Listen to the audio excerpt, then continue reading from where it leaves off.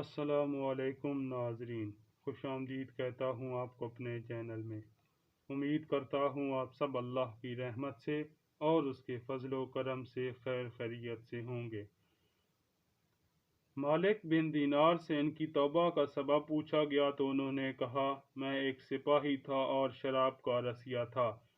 میں نے ایک نفیس باندی خریدی اور وہ میرے دل میں خاص مقام کی مالک بن گئی۔ اس سے میری ایک بچی پیدا ہوئی۔ میں اس بچی کو حد سے زیادہ پیار کرتا تھا۔ جب وہ زمین پر گھسیٹ کر چلنے لگی تو میرے دل میں اس کی محبت اور زیادہ بڑھ گئی۔ وہ مجھ سے مانوس ہو گئی اور میں اس کے سامنے جب بھی شراب لا کر رکھتا تو وہ کھینچا تانی کر کے میرے کپڑوں پر شراب بہا دیتی۔ جب اس بچی کی عمر 2 سال ہو گئی تو وہ مر گئی۔ میرے دل کو اس غم نے بیمار کر دیا۔ پھر فرمانے لگے، 15 رمضان کو جمعہ کی رات میں شراب کے نشے میں مدہوش تھا۔ میں نے عشاء کی نماز بھی نہیں پڑھی تھی۔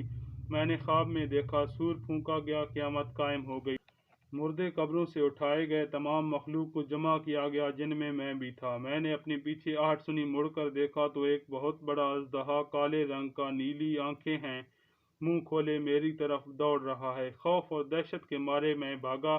راستے میں ایک صاف ستھرے لباس والے شخص کے پاس سے گزرا۔ میں نے سلام کیا، اس نے جواب دیا۔ میں نے کہا، بابا مجھے اس اژدہے سے پناہ دو، تجھے اللہ تعالیٰ پناہ دے۔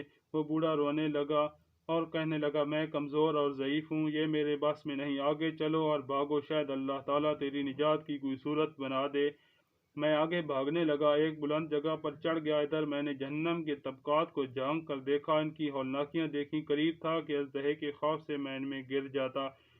مجھے کسی نے آواز دے کر کہا، یہاں سے آگے جاؤ، تم یہاں کے رہنے والے نہیں ہو۔ میں اس کی بات سے مطمئن ہو گیا اور وہاں سے واپس لوٹا تو اژدہا میرے پیچھے تھا۔ میں پھر دوبارہ اسی بوڑھے کے پاس آیا۔ بابا میں نے آپ سے درخواست کی، اس اژدہے سے میری جان چھڑاؤ، آپ نے کچھ کیا نہیں۔ وہ بوڑھا رونے لگا اور کہا، میں ناتواں ہوں، البتہ تم اس پہاڑ کے پاس جاؤ جہاں مسلمانوں کی امانتیں ہیں، اگر تمہاری امانت ہوئی تو وہ تمہاری مدد کرے گی۔ میں نے دیکھا، چاندی کا ایک گول پہاڑ ہے، اس میں جگہ جگہ سوراخ اور روشن دان ہیں اور پردے لٹکے ہوئے ہیں۔ ہر روشن دان پر سونے کے دوپٹے ہیں اور ان کے قبضے یاقوت کے ہیں اور آرائش موتیوں کی۔ ہر پٹے پر ایک ریشمی پردہ ہے۔ جب میں نے پہاڑ کی طرف نظر دوڑائی تو فوراً اس کی طرف بھاگا۔ اژدہا میرے پیچھے تھا۔ جب میں پہاڑ کے قریب پہنچا تو ایک فرشتے نے آواز دی، پردے ہٹاؤ، دروازہ کھول دو اور سیدھے کھڑے ہو جاؤ، شاید اس کی حاجت مند کی یہاں کوئی امانت ہو جو اس سے اس کے دشمن سے نجات دلائے۔ میں نے دیکھا، پردے ہٹ گئے، دروازے کھل گئے اور ان روشن دانوں سے بہت سارے بچے جھانکنے لگے۔